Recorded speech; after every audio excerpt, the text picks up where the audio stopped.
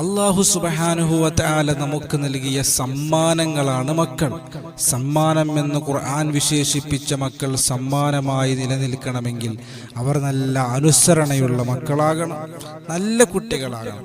ചെറിയ മക്കൾ അനുസരണയുള്ളവരാകാൻ, 7 വയസ്സിൻ്റെ താഴേക്കുള്ള വകതിരിവെത്തിയിട്ടില്ലാത്ത, തമ്മീസ് എത്തിയിട്ടില്ലാത്ത കുട്ടികൾ, അവർ നല്ല അനുസരണയുള്ള മക്കളായി മാറാൻ.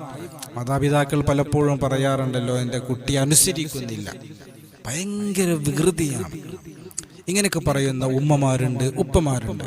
ചെറിയ കുട്ടികൾ അനുസരണയുള്ള മക്കളായി മാറാൻ വേണ്ടിയിട്ട് എല്ലാ ദിവസവും സുബ്ഹി നമസ്കാരത്തിന് ശേഷം കുട്ടിയുടെ തലയിൽ കൈവച്ചുകൊണ്ട് 21 തവണ യാ ഷഹീദു യാ അല്ലാഹ്, യാ ഷഹീദു യാ അല്ലാഹ്, യാ ഷഹീദു യാ അല്ലാഹ് എന്ന് ആകാശത്തിലേക്ക് നോക്കിയിട്ട് ചൊല്ലുക എന്നുള്ളതാണ്.